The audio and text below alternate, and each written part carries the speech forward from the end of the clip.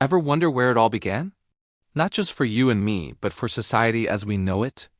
Today, we're journeying back in time, thousands of years ago, to uncover the stories of the very first cities ever built by human hands. This isn't just about ancient ruins. It's about the birth of civilization itself. So what exactly is a city? It's more than just a big village. Historians generally agree a city needs a large, dense population, specialized workers who aren't just farming, a system of government, and often, monumental architecture like temples or walls. It's a place where new ideas, trade and culture explode. Our first stop takes us to the Fertile Crescent in what is now modern-day Turkey. Welcome to Çatalhöyük. Dating back to around 7500 BCE, imagine a city with no streets.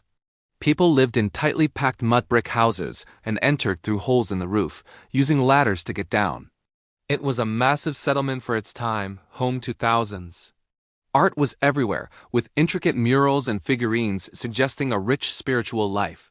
Çatalhöyük shows us that even in the Neolithic era, humans craved community and a shared culture.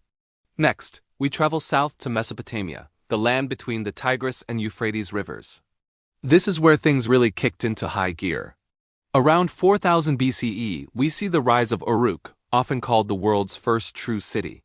Uruk was a game changer. At its peak, it may have housed up to 50,000 people. This wasn't just a place to live.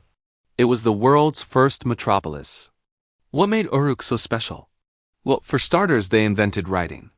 The famous cuneiform script was developed here, initially to keep track of goods like barley and beer. That's right, accounting might just be the reason we have literature today. Uruk also had massive temples called ziggurats, dedicated to their gods, towering over the city. It was a hub of innovation, with organized labor, a ruling class, and a complex economy.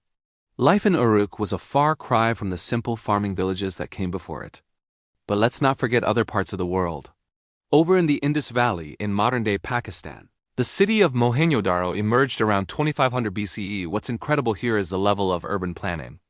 They had a grid-like street layout and, get this, a sophisticated water and sewage system. Almost every house had a private bathroom and access to a public well. It was cleaner and more organized than many European cities thousands of years later. The people of the Indus Valley were true masters of engineering. And what about Egypt? While we often think of the Great Pyramids, cities like Memphis and Thebes were the bustling centers of the pharaoh's power. Founded around 3100 BCE, Memphis served as the capital of ancient Egypt for centuries. It was the religious and political heart of the kingdom, a city of grand temples, palaces, and workshops where the finest artisans created treasures for the kings and gods. From the streetless homes of Çatalhöyük to the planned avenues of Mohenjo-Daro and the monumental grandeur of Uruk and Memphis, these first cities were the crucibles of human civilization. They were the laboratories where we experimented with government, art, technology, and living together on a massive scale. They laid the foundation for every town and city that exists today. The problems they face, like sanitation, resource management, and social order, are issues we still grapple with in our modern world. So the next time you're walking through a bustling city, take a moment to think about its ancient roots.